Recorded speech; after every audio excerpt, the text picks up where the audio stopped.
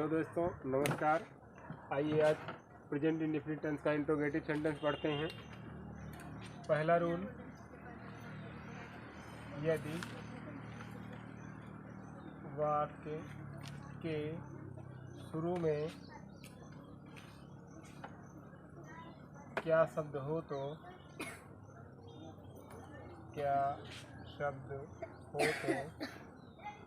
Subject के अनुसार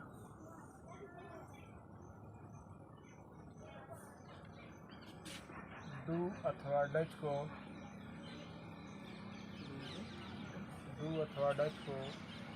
वाक्य के शुरू में लिखते हैं।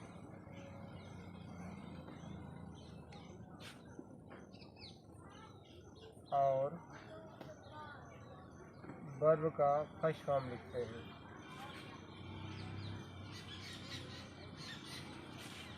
दूसरा नियम, यदि क्वेश्चन वर्ड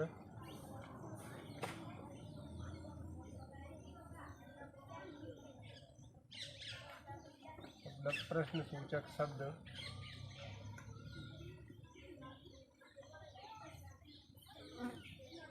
बीच में हो तो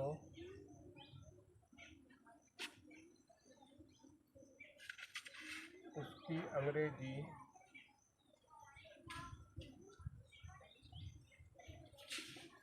डू अथवा डज से भी पहले लिखते हैं।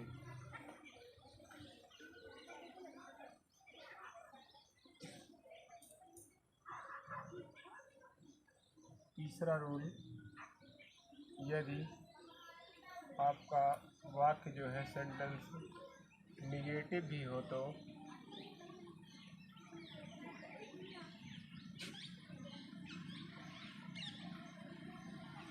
सब्जेक्ट के तुरंत बाद नॉट का प्रयोग करते हैं।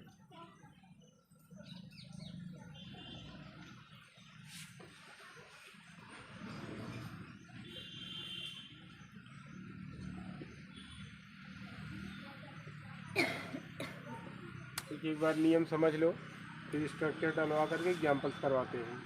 यदि वाक्य के शुरू में क्या शब्द, देखिए अगर वाक्य के एकदम आरंभ में आपको क्या शब्द मिल जाएगा तो क्या की अंग्रेजी होती है व्हाट।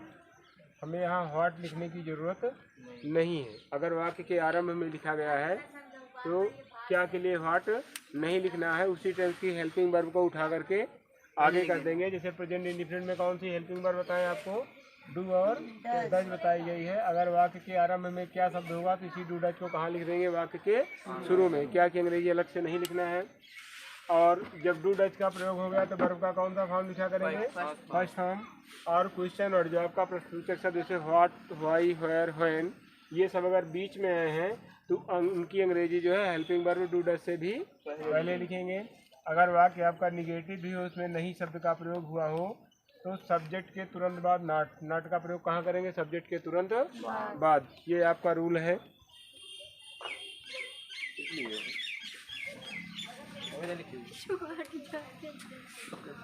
चालू अभी स्ट्रक्चर लिख लो। पहला, क्या से शुरू होने पर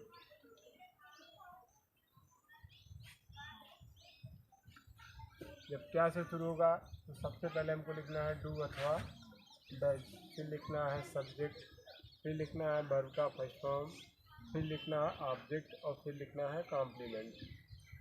और दूसरा स्ट्रक्चर, क्वेश्चन वर्ड बीच में होने पर, जब आपका क्वेश्चन वर्ड बीच में होगा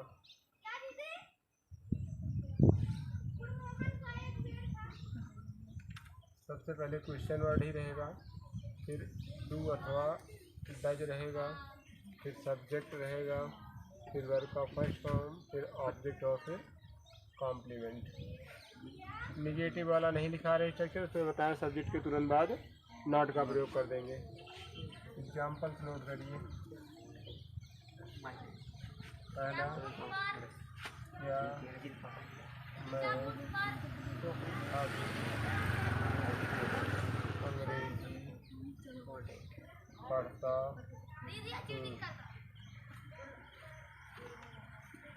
दूसरा, क्या वह प्रतिदिन समय पर विद्यालय नहीं जाता है?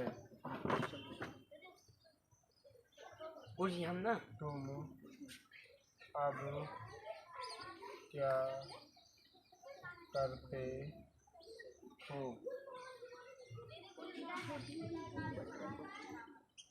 वह आजकल कहाँ रहता है?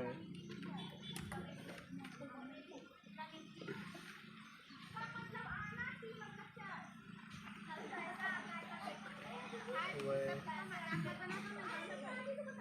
अखबार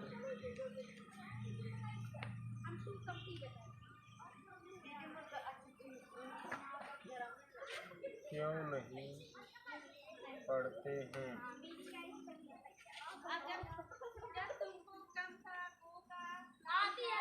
सर वो क्वेश्चन मार्क रहेगा। तुम्हें अंग्रेजी कौन पढ़ाता है? तुम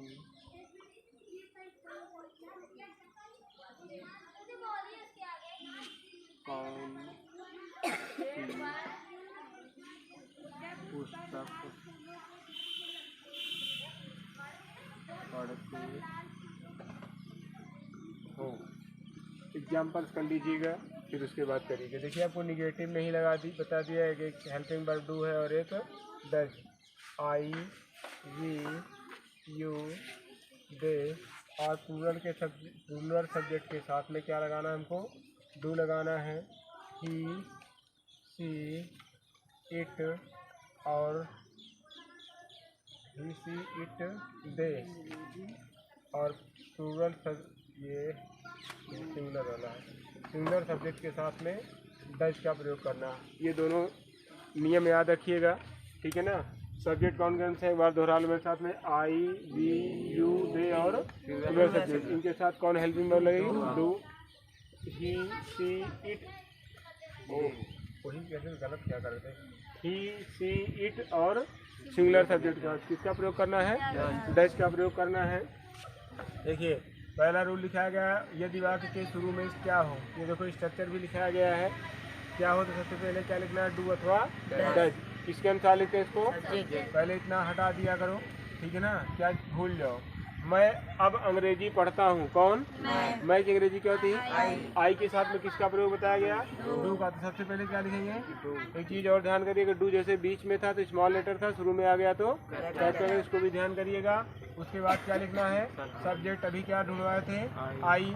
अब क्या लिखना है? वर्ब। वर्ब क्या है? पढ़ना। पढ़ना का अंग्रेजी रीड। इतने का अर्थ निकाल लो, चाहे पढ़ लो। मैं पढ़ता हूँ या क्या मैं पढ़ता हूँ, चाहे मैं पढ़ता हूँ। तो क्या पढ़ता हूँ? अंग्रेजी। ये सब्जेक्ट का नेम है, कैपिटल लेटर में लिखेंगे। किसमें लिखेंगे? बच क्या रहा है? अब की अंग्रेजी नाउ। क्वेश्चन मार्क लगा दीजिए, इसको भी ध्यान किए रहिएगा। क्या वह प्रतिदिन समय पर विद्यालय नहीं जाता? ये भी किससे शुरू है? क्या से। तो क्या को दिमाग से हटा दो। अभी क्या लिखना है? जब क्या से शुरू है सबसे पहले क्या लिखना है? डू अथवा डज। किसके अनुसार? सब्जेक्ट। अब वह प्रतिदिन समय पर विद्यालय नहीं जाता। कौन? वह की अंग्रेजी ही के साथ में किसका प्रयोग बताया गया? डज का। तो सबसे पहले क्या लिखेंगे? डज। वाक्य के शुरू होगा तो किस लेटर में होगा? कैपिटल में। फिर क्या लिखना है? सब्जेक्ट लिखना है। सब्जेक्ट अभी क्या ढूंढवाए थे? वह की अंग्रेजी बीच में चला गया तो किस लेटर में हो जाएगा? स्मॉल। शुरू में होता तो कैपिटल, इसको भी ध्यान करिएगा। अब डू डज हो गया, सब्जेक्ट हो गया। अब क्या लिखना है? वर्ब लिखना है। लेकिन एक चीज में और देखो, निगेटिव भी है तो नॉट का प्रयोग कहाँ बताएं?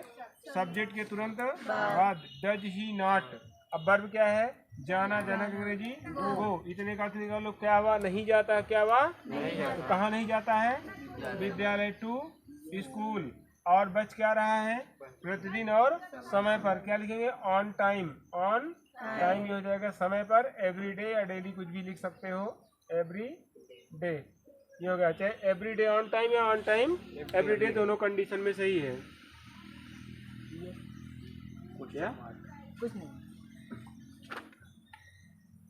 अगला, तुम अब क्या करते हो। देखो इसमें भी क्या आया है, इसमें भी क्या था, इसमें भी क्या था, लेकिन दोनों क्या में अंतर है। ये वाक्य के शुरू में था और ये बीच में है। यहाँ हमको क्या की अंग्रेजी लिखना पड़ेगा, बता दिए। जब वाक्य के शुरू में क्या शब्द होगा तो हमें उसकी अंग्रेजी लिखने की जरूरत नहीं है, केवल हेल्पिंग वर्ब को उठा करके आगे करते हैं, वही क्या की अंग्रेजी हो जाएगी। बीच में आ गया तो व्हाट की क्या की अंग्रेजी, व्हाट। सबसे पहले क्वेश्चन वर्ड बीच में होने, सबसे पहले क्वेश्चन वर्ड ही लिखना है, फिर क्या लिखना है, डू अथवा डज। किसके अनुसार, सब्जेक्ट ढूंढ लो। तुम अब क्या करते हो, कौन, तुम की अंग्रेजी यू के साथ लगाते क्या है, डू लगाते हैं। व्हाट डू, सब्जेक्ट क्या ढूंढे थे, यू। अब क्या लिखना है, वर्ब। वर्ब क्या है, करना। करना की अंग्रेजी डू। बच क्या रहा है, अब आपकी अंग्रेजी now. What do you do now. अगला, वह आजकल कहाँ रहता है, वह आजकल कहाँ रहता है। इसमें क्वेश्चन किससे बन रहा है, कहाँ से। तो क्वेश्चन वर्ड जब बीच में तो उसकी अंग्रेजी सबसे पहले क्या लिखेंगे, वेयर लिखेंगे। अब क्वेश्चन वर्ड के बाद में क्या लिखना है, डू अथवा डज। किसके अनुसार, सब्जेक्ट के अनुसार।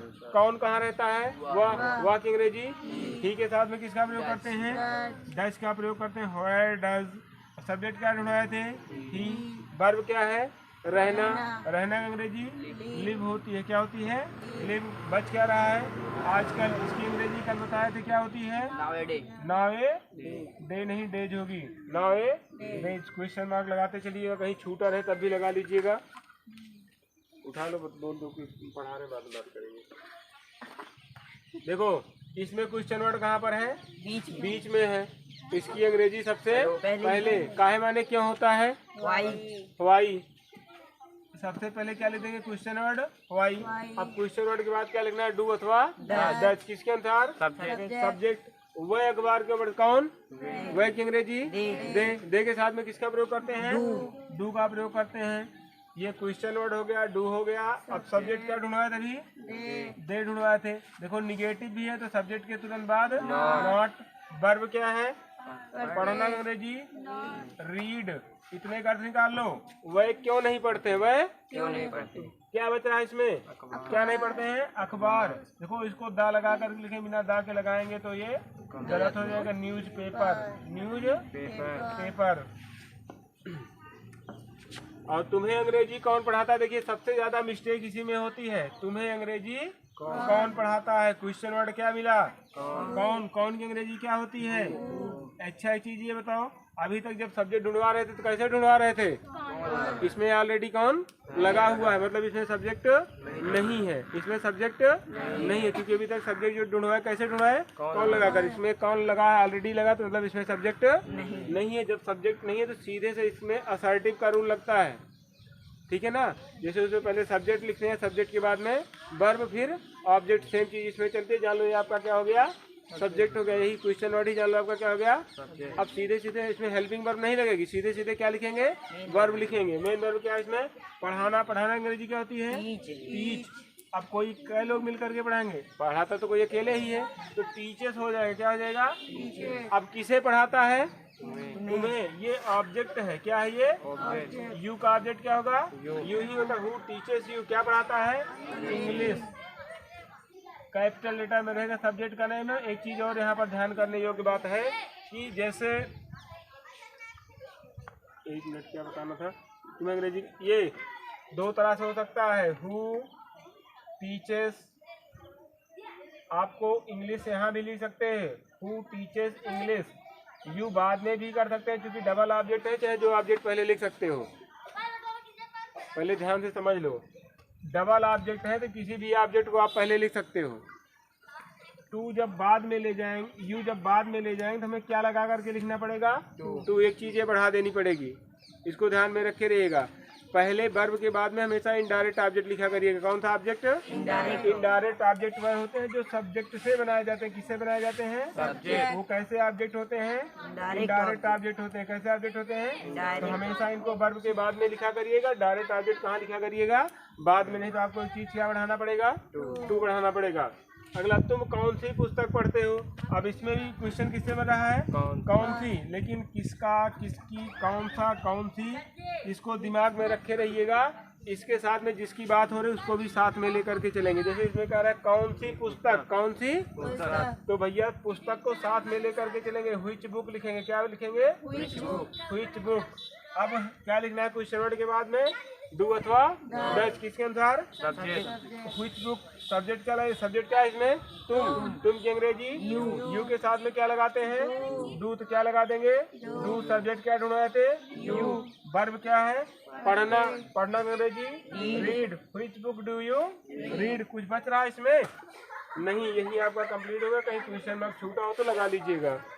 ये आपके तीनों जो है प्रेजेंट इंडिफिनिट का असर्टिव, असर्टिव में अफर्मेटिव और निगेटिव दोनों कंप्लीट होगा। तीसरा इंट्रोगेटिव है, यही दिमाग में रखना है। हेल्पिंग वर्ब जो निगेटिव में थी वही है, डू और डज। डू किसके साथ मिलेगा, ये रख लीजिएगा। डज किसके साथ मिलेगा, और याद रखिएगा जब डू डज आ जाएगा तो हमेशा डू डज के साथ में वर्ब का फर्स्ट फॉर्म लगेगा। और उसके बाद जब वाक्य के शुरू में कौन सा शब्द होगा, क्या शब्द होगा, तो हमें क्या की अंग्रेजी नहीं लिखना है, हेल्पिंग वर्ब को उठा करके आगे कर देंगे। जब क्वेश्चन वर्ड बीच में होगा तो उसकी अंग्रेजी सबसे पहले डू डज से भी पहले लिख देंगे।